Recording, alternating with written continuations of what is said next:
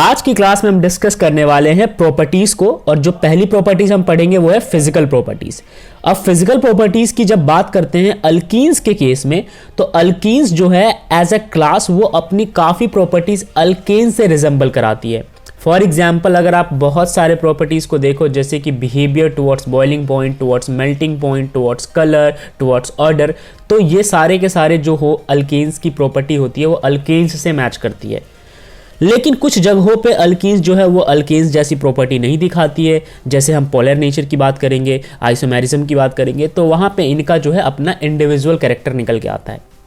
अब हम कुछ और बातें कर ले। जैसे पहले 3 मेंबर अगर हम अल्कीन्स का देखेंगे तो वो गैसियस नेचर के होते हैं। अगर हम बात करेंगे अगले 14 मेंबर्स की, तो अगले 14 मेंबर्स जो होते हैं वो होते हैं लिक्विड।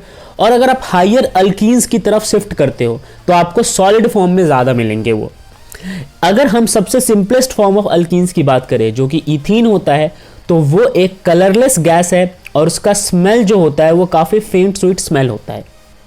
अगर और दूसरे अल्कीन्स की आप बात करो तो वो भी मोर और लेस कलरलेस होते हैं और ऑर्डरलेस होते हैं, यानी कि कोई रंग नहीं होता, कोई स्मेल नहीं होता। और सबसे इंपॉर्टेंट बात, ये पानी में इनसॉल्युबल होते हैं। जाहिर सी बात है ये एक नॉन पोलर सब्सटेंस है, तो जो नॉन पोलर सब्सटेंस होगा वो पानी में कभी डिसॉल्व नहीं होगा, क्योंकि पानी एक पोलर सब्सटेंस है और जो पोलर सब्सटेंस होता है वो उम्मीद करता है कि उसके साथ पोलर ही डिसॉल्व हो। तो एक ये रीजन है। But Fairlie soluble in non polar solvent. हाँ, नॉन पोलर सॉल्वेंट में अल्कीन्स जरूर डिसॉल्व हो जाएंगे। इसका कारण ये है कि अल्कीन्स खुद भी एक नॉन पोलर सब्सटेंस होते हैं। अब वो कौन से नॉन पोलर सब्सटेंस है जिनमें अल्कीन्स डिसॉल्व होगा, तो आंसर है बेंजीन, पेट्रोलियम, ईथर। ये सारे वो सब्सटेंस है जो खुद एक नॉन पोलर होते हैं, तो अल्कीन्स को इजीली डिसॉल्व करवा लेते हैं।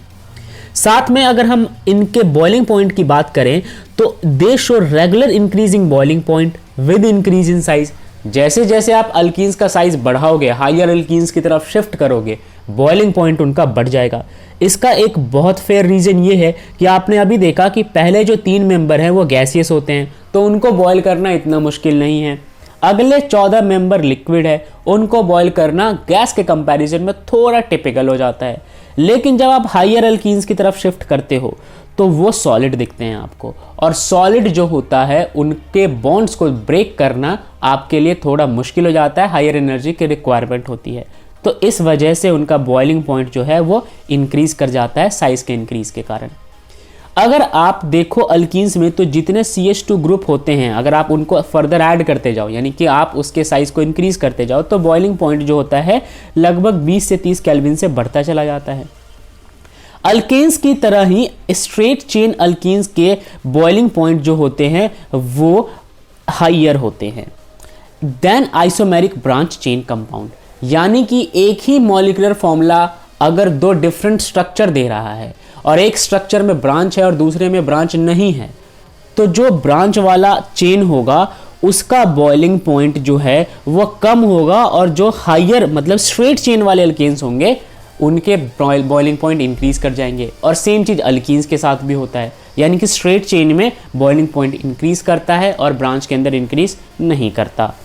तो ये कुछ बातें थी प्रॉपर्टीज, बेसिकली फिजिकल प्रॉपर्टीज से related in case of alkenes. मैं उम्मीद करता हूं आपको ये समझ आया होगा। जय हिंद।